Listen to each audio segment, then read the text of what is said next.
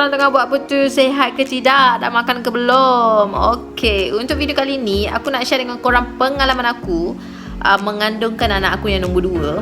Sebab 30 hari bulan Mei, hari tu adalah dia punya birthday. And disebabkan itu jugalah aku nak share dengan korang pengalaman aku mengandungkan dia sebagai seorang extended bridge baby.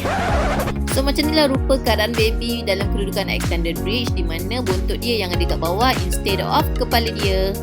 So masa aku mengandungkan Raisa, aku buat monthly check up dekat klinik panel tau. Aku tak pergi kat KK. So bila aku pergi kat klinik panel, aku manage to get monthly punya scanning. So daripada situlah aku perasan yang anak aku ni songsang kedudukan dia daripada week ke-24 lagi.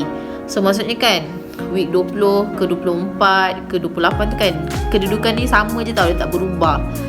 Tapi mula aku ignore je lah dulu, sebab orang tu selalu cakap dia masih kecil and then perut kau tu pun masih lagi ada banyak ruang untuk dia bergerak. So that's why dia tak berpusing. So kedudukan dia masih sama. So aku masa tu buat leg walk piece je dulu. Aku buat tak tahu je. Sampailah week ke-30 kan dia macam tak bergerak. Sama je kedudukan dia macam tu juga. Aku macam tu bila kita dah buat check up dekat klinik panel, doktor pun terus keluarkan surat tau, refer letter. Dia kata okey, bawa surat ni pergi jumpa doktor pakar dekat hospital yang you nak bersalin nanti. Since masa tu kita orang nak bersalin dekat hospital Shah Alam, so aku bawa lah surat tu pergi KK Shah Alam esoknya. So bila sampai kat KK Shah Alam, dia kata okey, untuk surat ni kita akan set appointment for you untuk berjumpa doktor pakar masa week 34. Buat research ni, aku check kat Google kan macam mana lah aku nak buat supaya dia ni bersalin secara normal. So macam-macam lah apa tu. Antaranya kedua dia usap baby kan, usap baby bercakap dengan dia, buat pusing lah kepala kat bawah, bagi tahu dia suruh pusing. Itu satu. Lepas tu ada lagi satu ayat yang tak ingat ayat tu macam mana. Ayat tu daripada Quran lah kot. Dia macam ada Tuhan yang membolak-balikkan hati. Yang benar ya Allah, Tuhan yang membolak-balikkan hati, kau bolak-balikkan lah. Apa benda lah macam tu lah, ayat tak ingat. Lepas tu ada satu kedua tu dia suruh kita baring, lepas tu tinggikan sikit punggung, letak bantal kat bawah kan. So bila kita baring biasa letak bantal kat bawah, so dia macam ni lah. Maksudnya kepala kau ni kaki kan, baby tu akan berpusing, kepala dia akan berpusing, masuklah ke area nak bersalin tu. Tapi tak ada. Lepas aku juga buat dia kata sujud, bila solat tu sujud, lama-lama sujud lah, lama-lama sampai pening pun tak ada. Lepas aku buat apa lagi, ada satu tips ni yoga, katanya kat tips yoga kau buat macam V position tau. Maksudnya kepala dengan tangan kat lantai, tu buntut tinggi. So macam ni lah, ni kaki, ni buntut, ni tangan lah, macam tu. Kalau aku tengok orang macam ni macam tu lah, buat position tu lama-lama pun non ada, sama juga dia macam tu. So bila week 34 aku pergi klinik kan, aku pergi jumpa pakar. Terus pakar cakap week 36 kita buat appointment untuk ECV procedure. So aku pun okey lah, ECV procedure. So ECV tu apa? ECV stand for extended cephalic version, which means doktor akan buat satu prosedur dari luar perut kau. Dia akan cuba untuk pusingkan baby kau tu to make sure kepala baby akan ada dekat bawah untuk memudahkan kau nak bersalin secara normal lah melalui vaginal delivery. Ada satu hari tu baby aku buat hal, si Raisa ni buat hal dalam perut. Ada satu hari tu aku tak boleh jalan tau. Sebab bila aku nak jalan je, aku rasa macam ngilu, yang macam sakit gila, ngilu dekat tulang pelvis aku.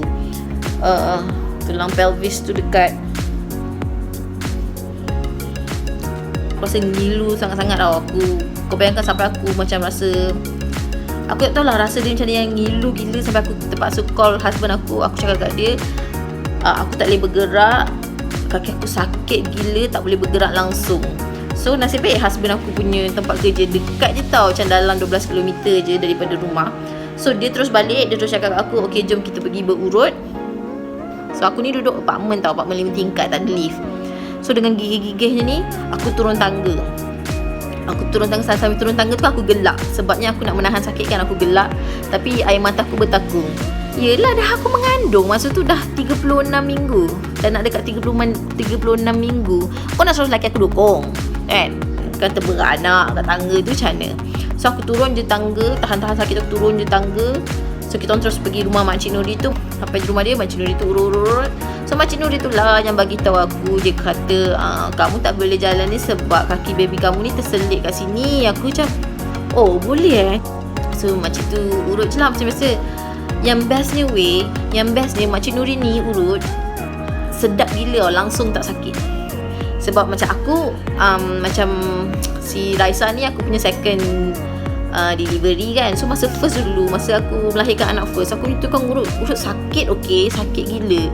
Lepas tu ada time tu aku pernah juga experience macam saja-saja je lah nak berurut sebab lengan badan, dan aku urut dengan tukang urut yang Indonesia lah, yang katanya boleh mengurut lah apa benda semua kan.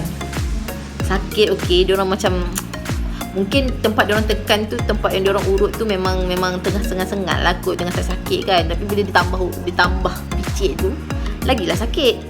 Tapi Makcik Nuri ni kan, dia urut macam sedap gila, langsung tak sakit, tapi berkesan. Sebabnya habis dia berurut tu, aku terus boleh jalan. Tapi aku taklah lah jalan laju-laju macam nak lari tu, taklah, jalan macam biasa je lah kan. So aku terus boleh jalan. Lepas tu juga aku ajak husband aku pergi makan. Kita pergi makan kat McDonald. Kain batik pun kain batik lah. Aku pergi makan kat McDonald dengan husband aku. So macam mana mata aku ni? Boleh tak aku buka macam mata? So masa week 36 kan aku dah So masa week 36 tu aku dah ada appointment untuk buat ECV dengan doktor kan. So masa buat ECV tu sakit. Dia mula dia ada bagi aku macam hidu gas. Maybe aku rasa tak tahu hidu gas tu untuk buat heartbeat aku laju. Seingat aku, bila aku hidu gas tu, dia buat heartbeat aku laju. Lepas tu dia start prosedur untuk pusingkan tu. Dah lah, kau bayangkan dia picit perut kau dari luar. Dia picit. Dia bukannya taruh je tangan tu, lepas tu nak ubah tu, tak tahu. Kau bayangkan bila dia letak tangan dia tu, lepas tu dia nak gerakkan benda yang kat dalam. So mestilah dia macam tengah macam mencengkam sikit kat situ kan. Lepas tu dia nak gerakkan. Dia cakap kat aku, Puan Norani jangan relax ya, jangan keraskan perut. Aku tak keraskan perut, dah sakit. Memang automatik perut aku macam gitu kan, sakit. So dia try pusingkan, tak boleh. So macam aku macam okay, dah hilang lah azab aku kan. Tiba-tiba datang pula doktor lagi seorang. Dia panggil kawan dia. Mula ni doktor perempuan India. Lepas tu datang pula doktor lelaki. Doktor lelaki Melayu tak silap aku. Melayu ke Cina aku tak ingat. Datang pula dia. Dia pun nak try lah buat ECV ni. Ni nak pusingkan baby aku. Tak boleh juga, sakit je. Sakit dia tu bukan sakit dekat dalam tau. Dia sakit kat luar. Sakit yang macam kau just bayangkan macam kau nak pergi berurut, lepas tu orang tu tekan kuat-kuat kau punya peha. Sakit dia macam tu, tapi dia dekat perut. So disebabkan aku punya ECV tu tak berjaya, walaupun dah dibuat oleh dua orang doktor at the same time, diorang terus bagi aku masa, diorang terus bagi aku macam schedule untuk aku datang serah diri dekat hospital. Masa tu aku tak ingat diorang suruh aku serah diri tu masa tu week ke berapa, tapi yang aku ingat tarikh dia 28 hari bulan. 28 ke 29 hari bulan macam tu lah. So 28-29 hari bulan tu aku pun terus pergi hospital.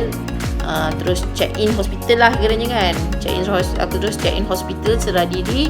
And then the next day tu doktor terus bagi tahu lah, okay Puan Norani 30 hari bulan pukul 7.30 pagi kita akan bawa Puan ke bilik bedah untuk melahirkan kandungan anak Puan secara cesarean. Okay. So malam tu kan aku macam nervous gila lah, sebab aku tak pernah kena operate yang macam potong-potong bedah-bedah ni, aku tak pernah tau. So malam tu aku tidur lambat. Besok pagi tu sebelum dia bawa aku pergi operation room kan, dia check dulu tau darah tinggi. So dia check aku punya darah tinggi, dia tengok tinggi. Tak adalah tinggi sikit lah. Lepas tu cakap, Puan Norani nervous ke? Cakap nervous sikit. Aku cakap tu kan, sebab aku tak pernah kena operation. Lepas tu cakap tak apa, Puan Norani relax je, ni tak ada apa-apa cakap tu. Lepas tu dia cakap lah, kita kena ambil bacaan lagi sekali ni sebab bacaan Puan Norani ni agak tinggi. So aku pun okay, aku pun macam relaxkan badan gitu kan. Relaxkan badan. So dia ambil balik bacaan aku. Alhamdulillah okay, dia terus bawa aku pergi bilik bedah. So sampai je bilik bedah, so aku kejap Dr. Biu sampai. So Dr. Biu sampai, aku kena duduk. Aku aku kena duduk and bersandar dekat bantal ke apa tak, kedudukan aku tu. Lepas tu dia inject aku dekat area tulang belakang, dekat tulang belakang ni, dekat tulang belakang, kedudukan dia dekat area pinggang macam tu lah, yang tempat dia inject tu. So dia inject kat situ. Bila dia inject, dia orang terus suruh aku baring dekat bilik, dekat katil bedah tu. Dia orang pakaikan lah aku macam apa dia orang pakaikan aku tak ingat lah. Dia ada terus tangan kat sini, ada suruh tekan apa benda tak kat sini. Lepas tu dia ada masuk darah ke dia ambil macam apa yang darah tinggi tu, dia strike kat tangan aku kan. Lepas tu sini pun ada. So kedudukan aku baring tu adalah aku baring, kedudukan aku tangan kiri kanan aku dekat macam ni terbuka. Lepas tu dia letakkan aku depan aku ni, dia macam hadang tau, kira aku tak boleh nampak perut aku. So dia hadang, so aku macam ni je lah. Dia suruh aku kira 1 sampai 10 pun macam ni, tak suruh aku kira. Tapi dia kata jangan puan jangan tidur je, dia cakap untuk aku pun kira. Aku tak tahu aku tertidur ke apa benda. Yang aku ingat lepas tu kan aku tersedar, aku dengar nurse ni tengah borak, antara doktor dengan nurse ni tengah borak pasal raya nanti siapa cuti, sebab masa aku 30 hari bulan Mei tahun 2018 tu, masa bulan puasa tau, tengah bulan puasa. So masa aku operasi aku dengar lah diorang borak siapa yang dapat cuti raya berapa lama, doktor cuti ke tidak, ada buat potluck ke. Aku dengar lah diorang borak-borak ni. Dan aku dengar diorang borak-borak, sambil tu kan aku dapat rasa tau kat perut aku ni macam, kau bayangkan perut kau tu macam mana orang gerak-gerakkan perut kau kiri kanan macam ni gerakkan perut kau, tapi kau tak rasa sakit, cuma kau rasa ada pergerakan macam tu dekat face kan, kau rasa ada pergerakan gerak-gerak lah macam ni. Tiba-tiba aku dengar baby nangis. So anak aku yang nombor 2 tu pun lahir. So basically pengalaman aku bersalin secara normal dengan cesarean ni is macam very very big difference. And kalau nak kata mana yang sakit kan, delivery secara normal ke cesarean, sebenarnya kalau delivery normal ni aku tak tahu, tapi sebab ramai orang kata pengalaman orang tu berbeza-beza. Tapi delivery secara cesarean, sebab macam aku punya case sebab breech baby kan, so memang aku tak rasa sakit langsung lah. So aku rasa video aku ni pun dah 24 minit juga ya, dah 24 minit. So aku cut kat sini dulu. So itu je lah, aku rasa itu je lah kot yang aku nak share dengan korang tentang experience aku mengandung dan melahirkan anak aku yang nombor 2 ni, Raisa Amani. So aku rasa nanti aku buat sharing juga dengan korang tentang experience aku bersalin secara normal. Okay, so thank you guys for watching. Untuk korang yang belum lagi subscribe kat channel aku, please subscribe to my channel. Please tekan butang notification, like, comments and share my video to your friends and family. Okay, see you guys in the next video. Bye.